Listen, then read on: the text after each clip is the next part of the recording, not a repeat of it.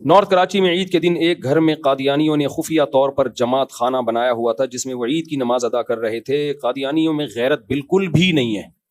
ایک مرزا جہلمی کے فالوورز میں غیرت نہیں ہے, اس کے اسٹوڈنٹس بالکل غیرت لیس لوگ ہیں, اور ایک قادیانیوں میں کو لگتا ہے کہ دونوں کے نا کچھ کنیکشن آپس میں ملتے ہیں. آپ مرزا غلام احمد قادیانی کی کتابوں سے مرزا غلام احمد قادیانی کو جھوٹا ثابت کرنے کے لیے کوئی لمبے چوڑے دلائل کی ضرورت نہیں ہے. اس کی کتابیں نکالو, اس کی کتابیں نکال کے بتاؤ اس یہ کیا کچھ لکھ کے گیا ہے اور کیا کیا تضاد ہیں اس کی باتوں میں, اسی سے قادیانی بھاگ جاتا ہے. لیکن آپ کسی قادیانی کے سامنے مرزا کے کردار پہ بات کرو, اس کی کتابوں میں جو اس نے شگوفے چھوڑے ہیں, لطیفے چھوڑے ہیں, بکواسات کی ہیں, اتنی زیادہ ہیں, مگر قادیانی اتنے ڈھیٹ ہیں اس ٹاپک پر بات کرنے کے لیے تیار نہیں ہوتے. بھائی تم مرزا کی جو مرزا غلام احمد قادیانی تھا اس کی شخصیت کو لاؤ نا, ذرا سامنے شخصیت کو لاؤ نا. نبوت تو بات کی چیز ہے, پہلے تو ذات ہے نا, شخصیت ہے, کردار ہے, اور اس کی جو باتیں ہیں وہ ہیں. لیکن میں نے دیکھا ہے, ہم نے تو بچپن میں یہ سارے کام کیے ہیں, قادیانیوں سے بحثیں بھی کی ہیں, ان کے لوگوں کے پاس بھی گئے ہیں. ہمارے اساتذہ قادیانیوں کی کتابوں سے نکال کے مرزا غلام احمد قادیانی کی جو بکواسات ہیں, جو کسی پیغمبر کی بات ہو ہی نہیں سکتی, بلکہ کسی شریف انسان کی بات نہیں ہو سکتی, وہ وہی کر سکتا ہے جو دماغی طور پہ بالکل مفلوج ہو چکا ہو. لیکن آپ قادیانیوں کے سامنے دلائل کیا مار لگا دو, ڈھیٹ کے بچے ہل کے نہیں دیتے. وہ ہم کہتے ہیں بھائی اس کا تم یہ ثابت کر دو کہ وہ کوئی اس کی کھوپڑی صحیح کام کرتی تھی, یہ ثابت کر دو, وہ نہیں کرے گا. تو اسی طرح یہ مرزا جہلمی ہے. انجینئر علی مرزا کے کسی نے اس کے دماغ مینٹل ہیلتھ کو دیکھنا ہو نا, تو مولانا عمران صفدر صاحب کے چینل کو سبسکرائب کرے. وہ سمجھ رہے ہو, مولانا عمران صفدر صاحب ہیں یوٹیوب پہ, انہوں نے صرف انجینئر کے تضاد نکالے ہیں. آج کیا کہہ رہا ہے, کل بالکل یو ٹرن لے کے الٹی بکواس کر رہا ہے, اگلے دن الٹی بکواس پھینکتا جا رہا ہے. میں نے جو بھی ارشاد بھٹی کے انٹرویو میں کہا نا کہ میں پہلے سمجھتا تھا کہ یہ آدمی گمراہ ہے اور کچھ تھوڑی سی نالج ہے اس کے پاس, لیکن جب زیادہ سنا تو لگا کہ اس کے اوپر کی کھوپڑی ہے ہی نہیں, دماغ ہی صحیح نہیں ہے اس کا. تو آپ اس کے جو انجینئر علی مرزا کے جو آپ کلپ جب دیکھیں گے نا, اس کے تسلی سے عمران صفدر صاحب کو سنیں آپ. کام تو میرے کرنے کا تھا, لیکن ہمارے پاس تو 20 اور اتنے کام ہے نا, خالی ایک ہی بندہ تو نہیں ہے جس کا ہم نے ذمہ داری لی ہوئی ہو, ٹھیکہ لیا ہوا ہو. تو اس کے لیے کچھ لوگوں نے اپنے آپ کو فارغ کیا ہے. تو مولانا عمران صفدر صاحب کا چینل آپ سبسکرائب کریں, آپ کو میں مشورہ دے رہا ہوں, اور دیکھیں وہ بکواسات کیا کرتا ہے, دعوے کیا کرتا ہے اور کرتا کیا ہے. ٹھیک ہے نا, دعوے یہ کرے گا میرے جیسا قرآن کسی کو نہیں آتا, کہ اس کی قرآن غلط پڑھنے کی ویڈیوز چل رہی ہوں گی. ایک غلطی انسان کر لیتا ہے, 2 غلطیاں کر لیتا ہے ہر دفعہ, یار تو جب پڑھتا ہے کم وقت غلطی پڑھتا ہے, ترجمے تو غلط کرتا ہے. تو اور پھر اپنی باتوں میں تضاد, آج کیا کہہ رہا ہے کل بالکل اس کے اپوزٹ کہہ رہا ہے, پرسوں الگ بات کر رہا ہے. ایک دعوے پہ ٹکتا نہیں ہے بھائی, اتنے تضاد ہیں. تو وہ آپ جب عمران صفدر صاحب کو سنیں گے نا, آپ کو لگے گا یہ عالم تو دور کی بات, یہ اوپر کی کھوپڑی اس کی کام نہیں کر رہی. لیکن جتنے ڈھیٹ مرزا غلام احمد قادیانی کے فالوورز ہیں نا, اس سے بڑے ڈھیٹ یہ اس کے فالوورز ہیں انجینئر علی مرزا کے. کتنا ذلیل کر لو اس کو, کتوں کی طرح ذلیل کر لو اس کو, لیکن انہوں نے اپنے پیر کو پیر ماننا ہے. ایک جہلم والا واقعہ کافی تھا شرم سے ڈوب مرنے کے لیے, کیا خیال ہے؟ صرف ایک وہ واقعہ کافی تھا کہ جب مجھے بار بار چیلنج کر کے بلا رہا تھا, میں گیا 48 گھنٹے ہو کر آیا. اس کے جو اسٹوڈنٹس ہیں نا, ان کے لیے ایک ہی بات کافی تھی, یار اتنے بڑے بڑے بھڑکیاں ماری تھی اس نے, اور کیسے دم دبا کے گیدڑ کی طرح بھاگا ہے, یہی ایک کافی تھا ذلیل ہونے کے لیے. لیکن اتنا کافی نہیں ہوا. اس نے کہا کہ نہیں, اس کے نا مجھے ایک واقعہ یاد آتا ہے. ایک آدمی کی لڑائی ہوئی, تو اس کو پتا تھا میں سامنے والے سے پٹوں گا, تو بھائی تو چیلنج ہی نہ کر, کمزور ہے. تو سامنے والے کو کہتا ہے کہ لڑائی کی کہ تو ذرا مجھ سے مقابلہ کر. اس نے آ کے کوٹ دیا طبیعت سے, اب ذلیل ہو گیا. لیکن یہ ذلت اس کو سمجھ میں نہیں آئی. اس نے کہا کہ اور ذلیل ہونا ہے. تو اس نے اس پہلوان سے بولا کہ یار یہ تو تیرا علاقہ ہے نا, میرے علاقے میں آ کے لڑ, میرے علاقے میں آ. اس نے کہا ٹھیک ہے. اس کے علاقے میں آ کے مارا, اس کو کوٹا نا پبلک کے سامنے.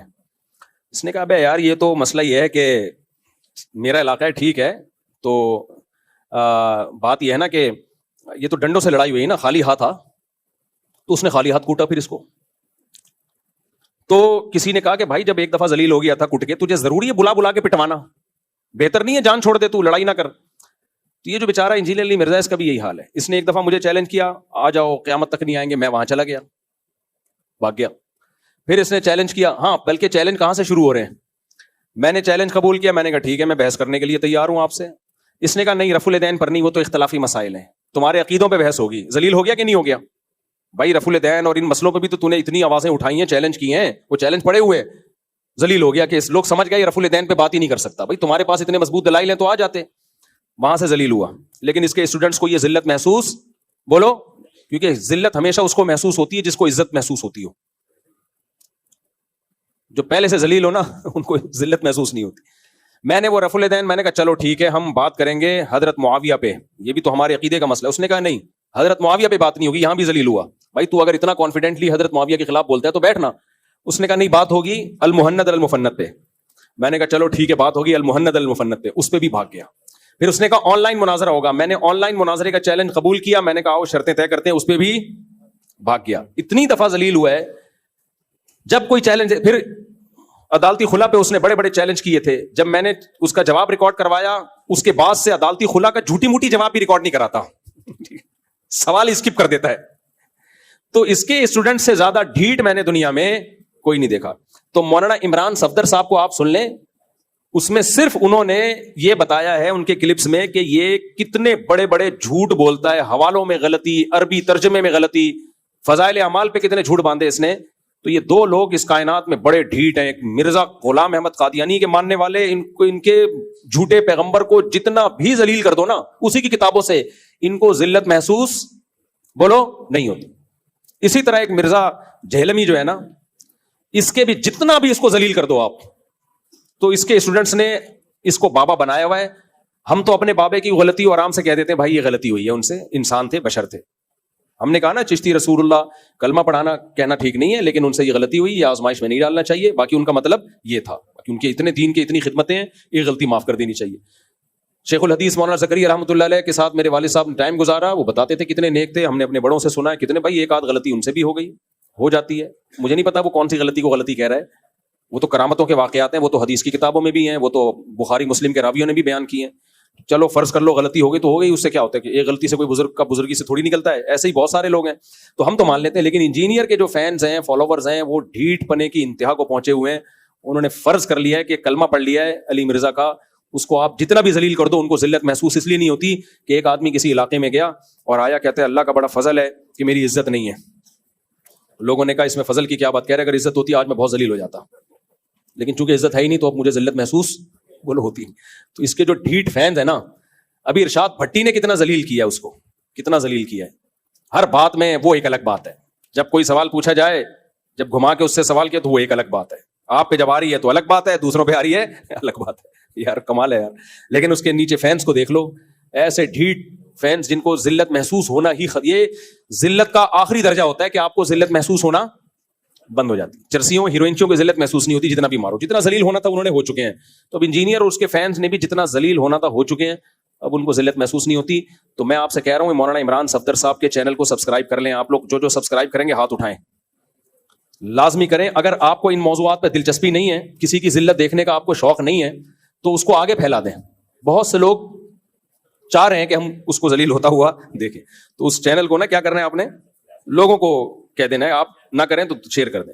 اس میں شروع سے ان کی درجنوں ویڈیوز ہیں کہ یہ کیا بکواس کر رہا ہے, کتاب میں کیا لکھا ہوا ہے, ترجمہ غلط کر رہا ہے. کیونکہ اس کے لیے کوئی بندہ, میں نے کئی دفعہ سوچا کہ میں اس کام کے لیے اپنے آپ کو فارغ کروں, لیکن ظاہر ہے ہمارے دوسرے کام رہ جائیں گے بھائی, دوسرے علمی کام ہمارے رہ جائیں گے. میں ایک ہی بندے کے میں کیوں پیچھے لگوں, اس کی حیثیت کیا ہے ہماری نظر میں. تو اس کی یہ تو آپ لوگ اس کو سمجھتے ہو گے کچھ, ہم تو ہماری نظر میں اس کی کوئی حیثیت نہیں ہے. وہ تو پبلک کے کہنے پر کہ بھائی یہ گمراہی پھیلا رہا ہے, تو ہم نے کہا چلو ہم جیلم سے ہو کے آتے ہیں اور اس کے چیلنج ویلنج. تو مولانا عمران صفدر صاحب نے بہت اچھا کام کیا ہے, ان کے کام کو اپریشیٹ کرنا چاہیے. تو جا کے ان کے چینل کو سبسکرائب کریں اور دیکھیں.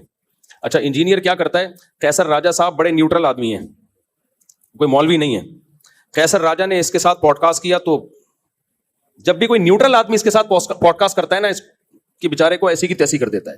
لہذا یہ پوڈ کاسٹ کرواتا بھی ہے اپنے اسٹوڈنٹ سے. اب تو بہت سے اسٹوڈنٹس نے کہہ دیا ہمیں اسٹوڈنٹ ہے نہیں, ہمیں کیوں بلاوا اپنے کھاتے میں ڈال رہے ہیں. تو جو نیوٹرل آدمی جب اس کے ساتھ پوڈ کاسٹ کرتا ہے نا, وہ اس سے سوال پوچھتا ہے, پھر پتہ چلتا ہے بھائی کتنے پانی میں. تو قیصر راجہ نے اس کو ذلیل کیا اچھا خاصا طبیعت سے, کوئی جواب ہے نہیں تو الزام ڈال دیا قیصر راجہ کے تعلقات ہیں دینی مدرسوں سے. بھائی تو یار کچھ بھی پھینکتا ہے, کچھ بھی پھینکتا رہے بیٹھ کے. بالفرض اگر تعلقات ہے بھی تو اس کا آپ کے ان سوال سے کیا تعلق ہے؟ جو سوال پوچھا اس کا تو جواب دو نا, اس سے بھی تعلق ہو. تو یہ حساب کتاب چل رہا ہے. تو یہ ہاں اصل جو میں نے پرچی بات ریکارڈ کروانی تھی وہ یہ کہ قادیانی یہاں عید کی نماز پڑھتے تھے. اللہ مولانا عمر صاحب باب الاسلام والے, ان کو بھی جزائے خیر دے, انہوں نے بھی ایکشن لیا, تھانے میں ریکارڈ جو رپورٹ کی انہوں نے, اور ہمارے سر سید تھانے کو بھی سلام ہے. ان کے بہت, اس لیے نہیں کہ ہمارا تھانہ ہے, لیکن انہوں نے بہت ڈاکو مارے ہیں الحمدللہ. میں نے اپنی آنکھوں سے دیکھا ہے ڈاکوؤں کا مقابلہ کرتے ہوئے انہیں. یہ جو سر سید تھانہ ہے نا ہمارے علاقے کا تھانہ, یہاں کے ایس ایچ او بڑا خاندانی ہے. پہلے والے جو ایس ایچ او وہ بھی, اور یہاں والے ایس ایچ او بھی جو ابھی آئے ہیں نئے, فروخ بھائی, وہ بھی خاندانی آدمی ہے. اور یہاں جو پولیس والے ہیں, انہوں نے اب کیا کیا, جا کے الحمدللہ وہ قادیانیوں کا وہ جو عید گاہ جہاں ہو رہی تھی, ان کی تبلیغ بھی ہو رہی تھی, اس کو سیل کر دیا انہوں نے.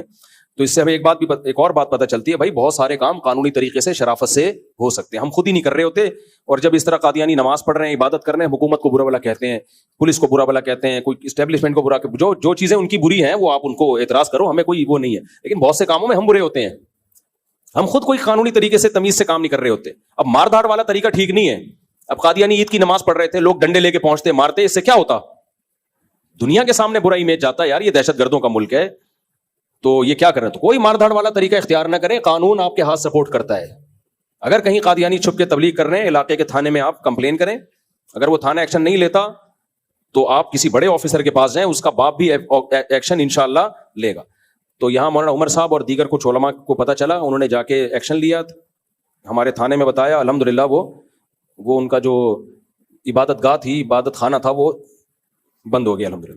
اس کی تکلیف تو ہوئی ہوگی مرزا جہلمی کو ٹھیک ٹھاک, وہ پتہ نہیں کیا مسئلہ ہے. لبرل لوگ اس سے بہت, جو ملحد لوگ ہیں نا وہ بہت فیور کرتے ہیں اس کو. میں جب جہلم سے ہو کے آیا, ساری دنیا فتح کی مبارکباد دے رہی تھی. ایک بہت مشہور ملحد ہے, میں نام نہیں لیتا اس کا, وہ میرے بارے میں کہتا تھا مفتی طارق مسعود کبھی جہلم نہیں جائے گا. میں کہتا تھا یار یہ ہے تو ایتھیسٹ, یہ ملحد ہے, اس کے لیے تو میں اور انجینئر دونوں برابر ہیں نا, کیا خیال ہے؟ اس کے حق میں تو دونوں برابر ہیں, تو یہ اس کو فیور کیوں کر رہا ہے کہ میں نہیں جاؤں گا؟ اچھا میں ہو کے آ گیا تو بھی اس کے فیور میں کلپ ریکارڈ کروایا کہ اس کی پالیسی نہیں ہے کسی سے ملنا.